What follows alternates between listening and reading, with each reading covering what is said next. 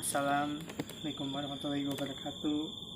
Alhamdulillahirrabbilalamin. Wassalatu wassalam ala asrofil anbiya wal mursalin wa ala alihi washabihi ajma'in, amma ba'd. Marilah terlebih dahulu kita panjatkan puji dan syukur kehadirat Tuhan yang Maha Pengasih yang telah melimpahkan rahmatnya kepada kita. Saya akan membawakan kultum yang berjudul agar mudah memaafkan. Sudah menjadi kodrat sebagai manusia tidak terlepas dari kesalahan dan tidak sempurna dalam perbuatan. Namun demikian, manusia diciptakan juga dibekali dengan sifat-sifat untuk memperbaiki kesalahan. Salah satunya sifat yang dianjurkan untuk memiliki adalah sifat maaf. Sifat maaf merupakan sifat yang mulia karena tidak semua manusia dapat berbesar hati dengan mudah untuk memaafkan kesalahan orang lain. Hal-hal yang tidak disadari semua orang dalam pergaulan dengan sesamanya adalah melukai hati perasaan orang lain meskipun hal tersebut dilakukan dengan tidak disengaja. Tapi kalau hal tersebut dibiarkan akan berakibat buruk terhadap hubungan individuan yang bersangkutan. Untuk itu ketika merasa ada yang melukai hati dan perasaan kita, maka sebaiknya jangan langsung marah terhadapnya. Tapi cari kebenaran dahulu agar sikap yang akan kita ambil jangan sampai salah sehingga merugikan diri kita sendiri. Dan kalau hal tersebut dibiarkan akan merusak hati kita menjadi seorang yang pendendam dan berpikir negatif.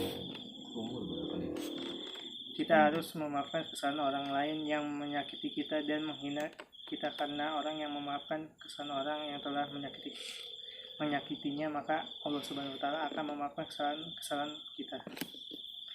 Sehingga Nabi Shallallahu Alaihi Wasallam mengatakan, nanti di hari kiamat di padang mahsyar ada seorang hamba yang disidang oleh Allah Subhanahu wa taala. Dosanya banyak banget dan amalnya nggak ada, ninggalin sholat dan segala macam. Dosanya banyak banget, amal solehnya hampir nggak ada, sehingga Allah Subhanahu wa taala mengatakan kepada malaikat yang mencatat amal, coba periksa amal salehnya. Kata malaikat, nggak ada. Kata Allah, periksa lagi, nggak ada. Periksa lagi, ada cuma satu doang. Apa amal saleh yang dia satu itu? Amal salehnya dia itu cuma memaafkan orang lain. Dia bukan ahli ibadah, bukan apa-apa, cuman amal saleh dia itu orang lapang dada. Kalau ada yang bersalah ke dia memaafkan, dia doain kebaikan orang itu. Nggak pernah melakukan ibadah hebat seperti ahli ibadah, dan tidak pernah berjihad seperti para syuhada, nggak pernah mengajarkan ilmu seperti para ulama. Satu-satunya amal soleh dia adalah gampang memaafkan orang lain. Sehingga kata Allah Subhanahu wa taala kepada para malaikat, masukkan dia ke surga sebagaimana dia memaafkan saudaranya, begitu juga aku sudah memaafkan semua kesalahan-kesalahannya. Makanya disebutkan balasan itu sesuai dengan jenis amal. Kalau kita memaafkan orang lain, Allah Subhanahu wa taala maafin kita. Kalau kita sulit memaafkan kesalahan orang lain, Allah akan juga mempersulit memaafkan kita. Jadi dosa kita lama diampuni gara-gara apa?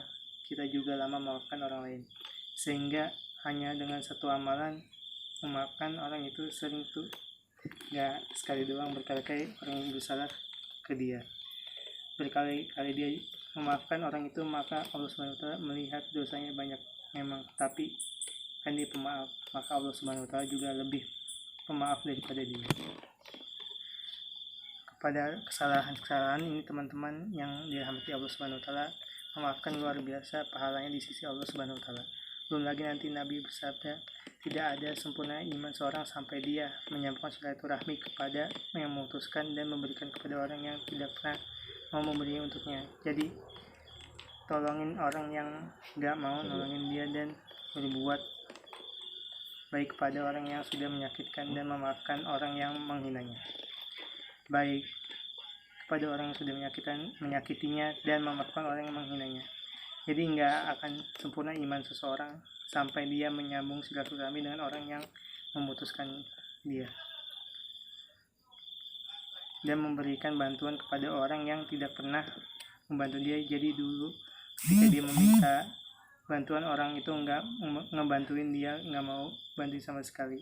Sekarang begitu orang itu butuh bantuan, dia ngebantu. Ini artinya membalas satu keburukan dengan kebaikan. Itulah puncak dari keimanan seorang hamba. Jadi kita harus memaafkan kesalahan orang lain walaupun dia sudah menyakiti kita berkali-kali. Jangan pernah membalas dengan keburukan karena itu adalah dendam. Maka cara terbaik untuk membalas orang yang menyakiti kita adalah dengan memaafkan orang tersebut dan menjalankan silaturahmi kepadanya. Jika kita tidak memaafkan dia karena sudah menyakiti kita dan kita membalasnya dengan cara yang tidak baik, maka itu akan membuat kita dan dia menjadi seorang yang pendendam.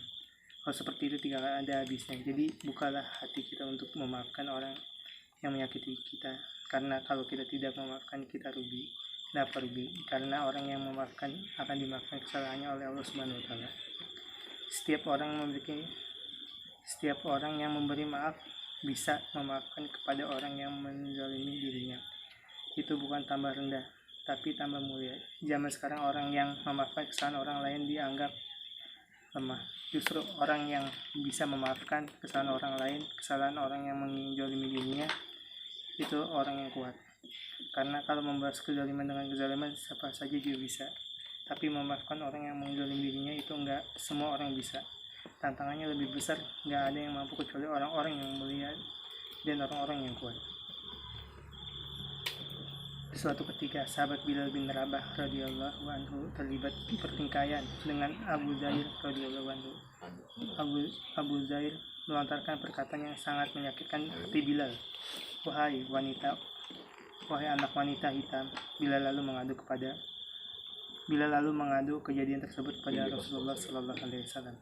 Dan Rasulullah pun memanggil Abu Zar guna mengklarifikasi kejadian tersebut. Lalu Rasul menasihati Abu Zar merasa dia telah berbuat zalim kepada sahabat seperjuangannya. Saat itu juga Abu Zar mencari keberadaan Bilal. Sampai di hadapan Bilal, Abu Zar meletak pipinya di atas padang pasir di bawah teriknya matahari sambil berkata, "Wahai sahabatku, aku rela engkau menginjak pipiku ini demi memperoleh maaf darimu atas perkataan zalim yang telah aku perbuat." Namun ketika itu Bilal merongkok tangan Abu Zar. "Aku telah memaafkanmu, wahai sahabatku." Sesungguhnya indah akhlak yang diperlihatkan kedua sahabat Rasulullah SAW. Dalam menjalani hidup sosial bermasyarakat, manusia tidak pernah lepas dari sebuah kesalahan, entah itu terhadap tetangga, kawan, ataupun rekan kerja. Kesalahan adalah suatu hal yang wajar ketika kita bisa menyikapi kesalahan tersebut dengan suatu proses saling maaf dan maafkan. Itu yang luar biasa. Setiap anak Adam tidak luput dari kesalahan, dan sebaik-baiknya orang yang berbuat kesalahan adalah mereka yang bertaubat. Hadis riwayat Tirmidzi. Jadilah pemaaf, suruhlah orang mengerjakan yang makruh, serta berpalinglah dari orang-orang bodoh. Quran Surat Al-Araf ayat 199.